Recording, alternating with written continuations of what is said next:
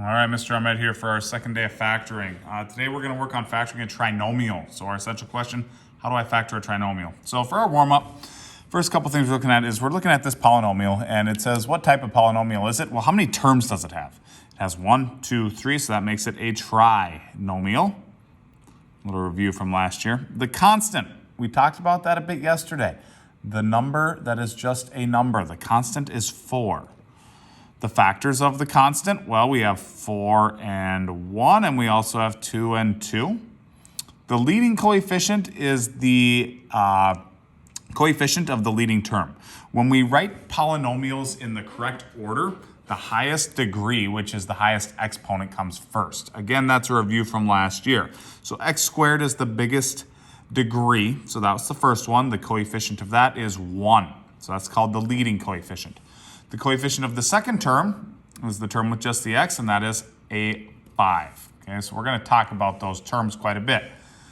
All right, first term, second term, third term. The third term's the constant in most trinomials, okay, that we're going to be working with, especially our quadratics. Quadratics start with an x squared. So a little review from last year is the FOIL method. FOIL method is pretty much the process of distributing two terms. So we're going to take x plus 4 times x plus 1. So the first step for the FOIL method, which stands for first, outside, inside, last, is to distribute the x. That's where the f comes from. First times the first. X times x is x squared. Then we distribute this x to the 1. X times 1 is 1x. That O refers to the outer, okay, outside. Then the I is the inside. So now we're going to distribute the 4. 4 times x is a plus 4x. And 4 times 1, the last terms is 4. Now, after I'm done, I need to combine the like terms. This 4x and the 1x turns to a 5x. So we have x squared plus 5x plus 4. That should look familiar. That was what we started with. And notice, we used the factors of the constant, 4 and 1. Okay? Now, the other term was the 2 and the 2, okay? We could have used the 2 and the 2. Let's see what we got here. So we're going to FOIL that out. X times x is x squared. X times 2 is a plus 2x. 2 times x is also plus 2x. And 2 times 2 is 4. So notice the thing that changed. What changed is the middle term based off the factors of the constant. We still multiplied these factors to end up with a 4. We took x times x to get x squared, but what they add up to is different for both these, because 2 plus 2 is 4x. So the one that was correct was here. Why? Because that's what we started with. So our goal here is to factor our quadratics, okay? So sometimes we can't pull a greatest common factor from a polynomial, but it can still be factored. So what we're going to do is we're going to find the factors of the constant, which is technically c, and add the two numbers together to equal the b. The b is the middle term, okay? When we look at this standard form, it's x squared plus bx plus c. c is the constant, b is the middle term. It has to be written in descending order, though, okay? So what we're going to look for is we're going to look for the two numbers whose product or factors of c and whose sum is b. So first thing we have to do is what's c? Well, c is 18. So we're looking for factors of the last term, 18, that add up to the middle term b, 11. So we're looking for what are two numbers whose product is 18 and whose sum is 11. So we have to figure out the factors of 18 that add up to 11. So the factors of 18 are 6 and 3. 6 plus 3 is 9. That doesn't work. 9 and 2. 9 times 2 is 18. 9 plus 2 is 11. So we're going to use 9 and 2. So when we factor this, the way we get the first term is x times x gets us our x squared. So we're going to start with x and x in our two sets of parentheses. We're unfoiling. Hopefully this rings a bell from last year. So like last year when you did this process, you probably foiled for 2 days, then did GCF for 3 days. We're doing it all in 1 day. So this is going kind of quick, all right? Last year you did it slow. This year we're going a little faster. So 9 and 2 is what we use. So we can check our work to see if we got it right. X times x, we just FOIL it out. X squared plus 2x plus 9x plus 18. 2 plus 9 is indeed 11. We got it right. All right, next one.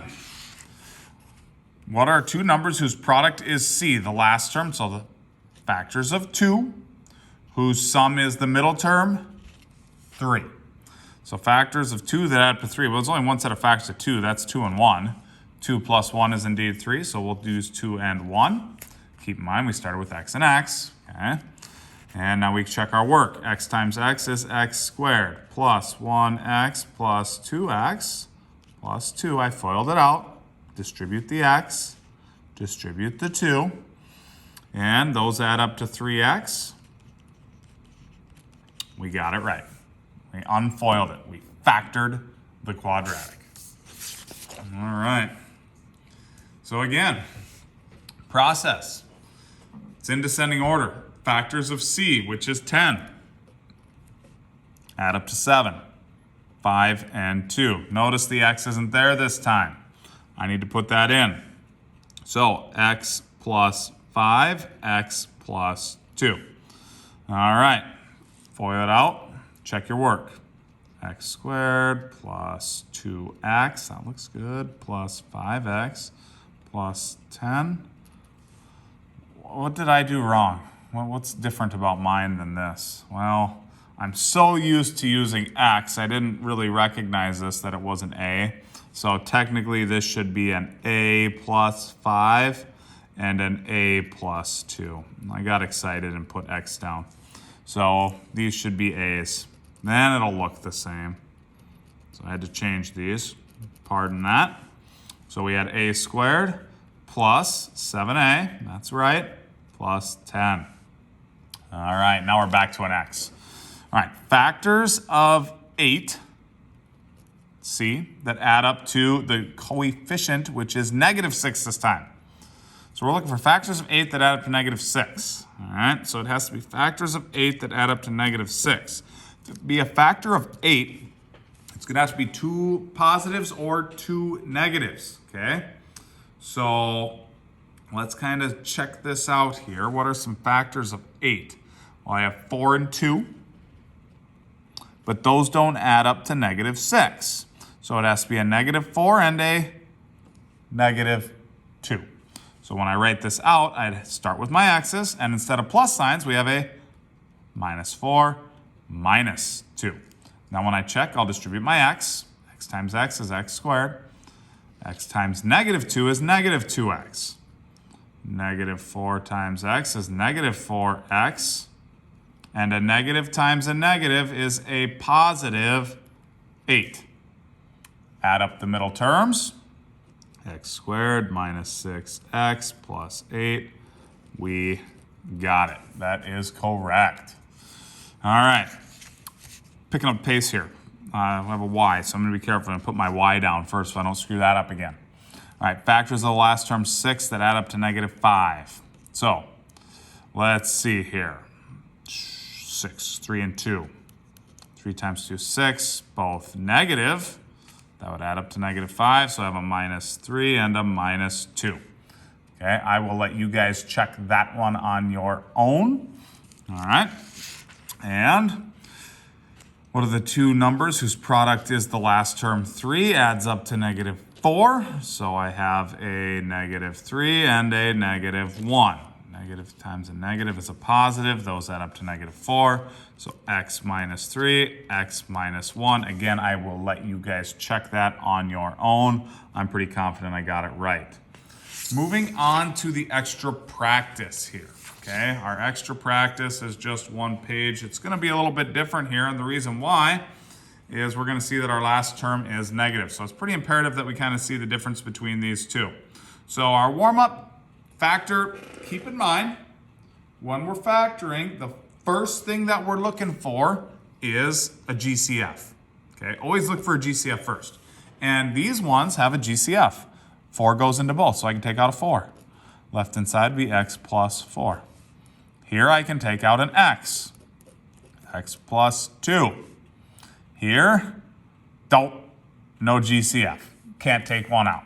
So when there's no GCF, we set up our two sets of parentheses, and we look for factors of 9 that add up to 6, which is 3 and 3. So I'd have x plus 3 and an x plus 3. We got it. Good to go. All right, so let's keep factoring. So this time, a little bit different.